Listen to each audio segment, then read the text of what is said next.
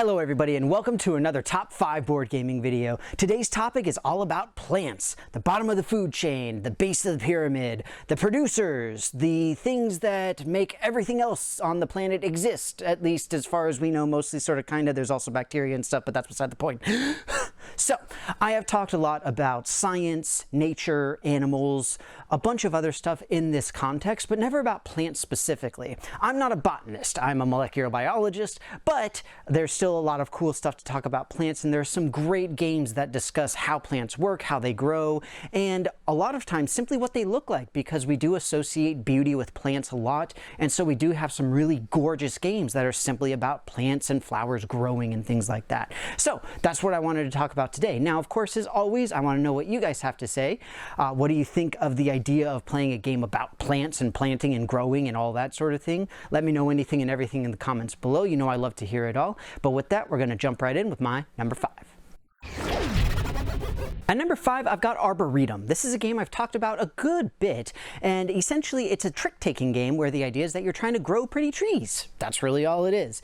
Now that said, it's on this list because the art is absolutely gorgeous, and as you all probably know, I am not one for art in games for the most part, but when it comes to plants and nature in general, the beauty that we see is really a huge part of it. And the fact is that Arboretum is a great game. It's short, it's quick, easy to play, easy to learn, and it's just a lot of fun. It's a wonderful game, talks about plants at least a little bit on the surface. Arboretum, my number 5.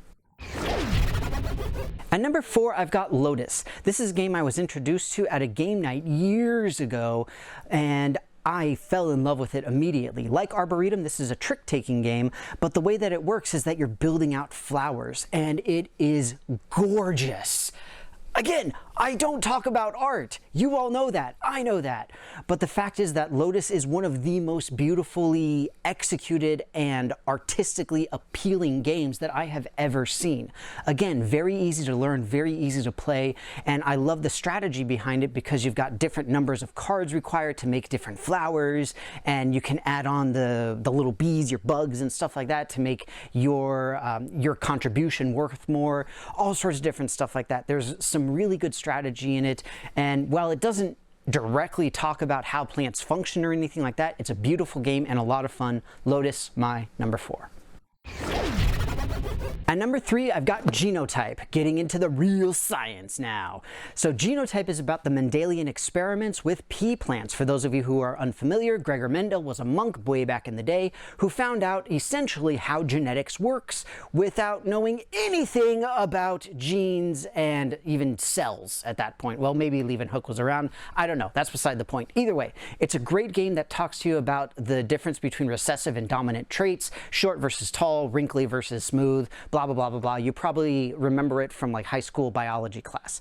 Very well taught, often seen, all of that sort of thing. The reason that it's middle of the road though is because it's not inherently about plants. It's really more about the genetics. And that's still very important. It's still good to know, and plants are a wonderful way to learn about genetics. Whether you're talking about pea plants or Arabidopsis or whatever it happens to be, they're easy to grow, easy to maintain, easy to cross together. And on top of that, PETA's not going to jump down your throat for working with plants. So, Genotype, my number 3.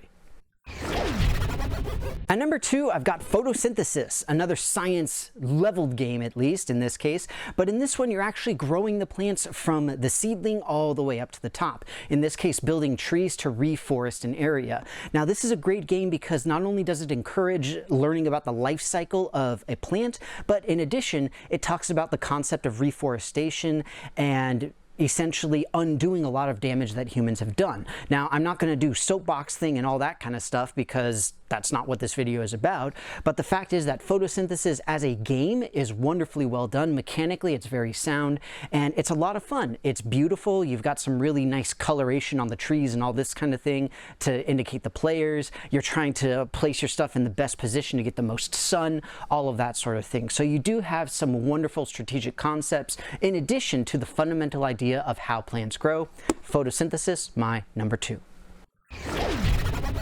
At number 1, I've got Cellulose, the spiritual-ish successor to Cytosis from Genius Games, where it's a worker placement game that takes place inside of a plant cell. Now, the nice thing about this game is that Cellulose actually really makes sense as a title because cellulose is the stuff that makes up a cell wall. Again, we're not going to go too deep into it. But the point is, in this game, you get to learn all about the plant cell components. You're talking about chloroplasts, you're talking about mitochondria, the endoplasmic reticulum, all of this kind of thing. And yes, plant cells do have mitochondria, contrary to what you may have been led to believe.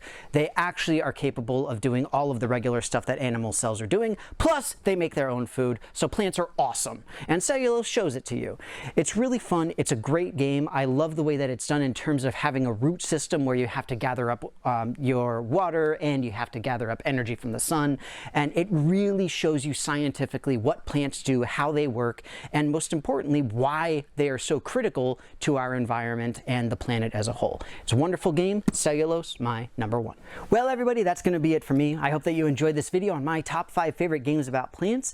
Now, obviously, in my particular case, I'm really biased towards some scientific leanings in terms of plants and that sort of thing. I know there's a lot more games that really focus on the beauty of plants and having them grow and make a gorgeous field and all of that kind of stuff. And obviously, there are games like Agricola, which are named specifically for the concept of growing plants. Agriculture. But in that game, you also have to take care of animals and stuff, so we don't want that. But again, as always, I want to hear what you all have to say. What do you think of the concept of having plants in general as a central theme for a game? What do you think about the idea of having this idea of reforestation and getting rid of human-caused damage to the environment and things like that as well? I know it's a little bit of a touchy subject, but I'm kind of curious what you all think, because board games shouldn't be preachy. I'm not here to be preachy, and some of them might kind of toe the line a little bit. So, that said, as always, want to hear what you have to say, and of course, if you haven't done so already, please take a look at my various social media pages where you can interact with myself and my channel in a bunch of fun ways. And once again, thank you so much for watching. Hope you enjoyed it, and I will see you next time.